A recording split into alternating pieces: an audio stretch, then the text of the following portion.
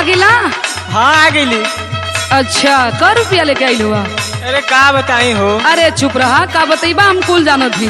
का जाना ना रुपया गई रहला कमाए, ना रुपया लेके अइला, ना अपन शक्ल सूरत एकदम सुखा के सुखंडी जैसन तो हो गईला। बहरे में ना जाना लू कितना परेशानी होला। अरे सुना सुना सुना परेशानी के बाद सुना। सुनावा। चढ़ली जवानिया बिगाड़ियल सजना,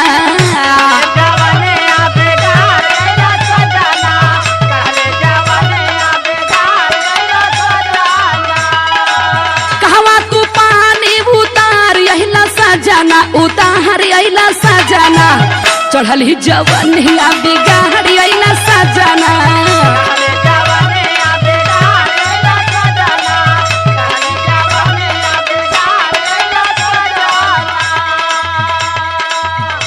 सुना हमरो परेशानी। का हो? बहरे में जे जाला हुआ जाना ला कितना कष्ट होला। अच्छा अच्छा सुना। बोला। जीवन जलेबी में बिगाड़ गइल धनिया,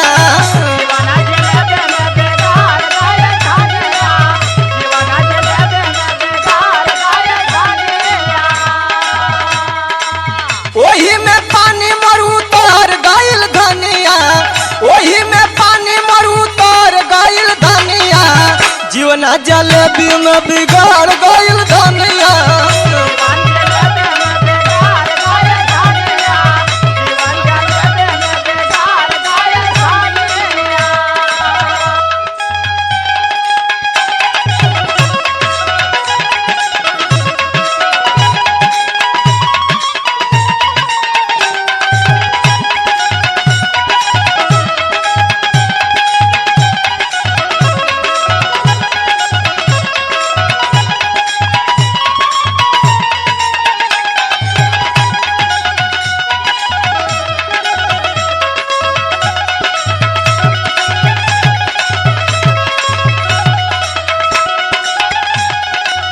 चोरी चोरी तू जाके खैला रसमलाई,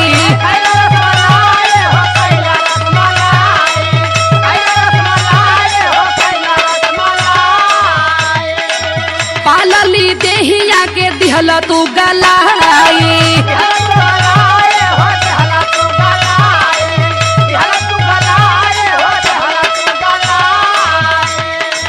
बनल बदनिया अपन झार यहिला राजऊ, अरे झार यहिला राजऊ, चढ़ली जवानिया बिगाड़ यहिला राजऊ।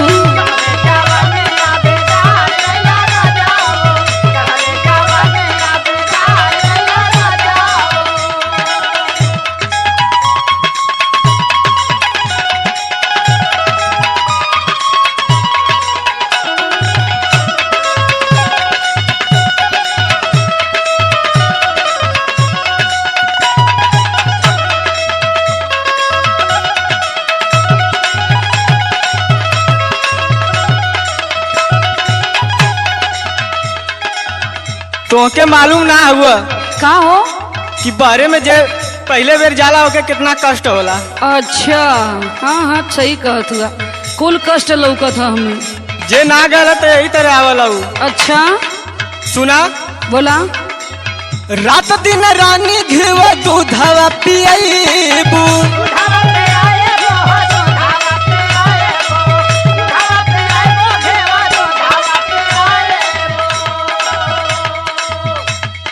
काम लायक जोखन के तब तो पैबू,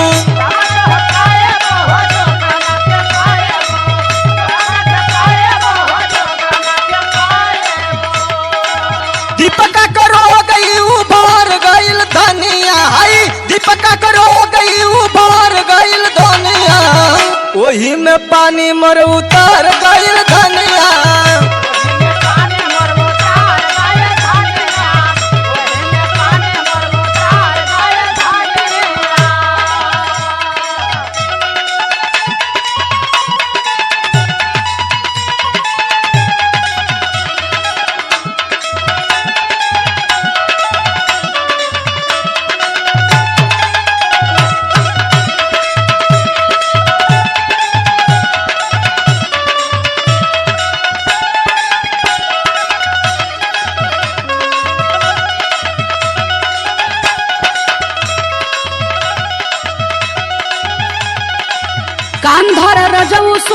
करी हन काम हो।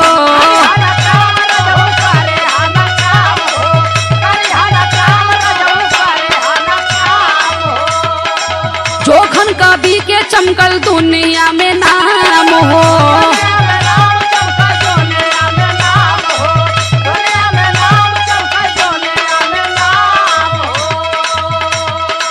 रजनी के थाती संभाल ली रजबू, संभाल ली रजबू, चढ़ली जवनिया बिगाड़ यही रजबू।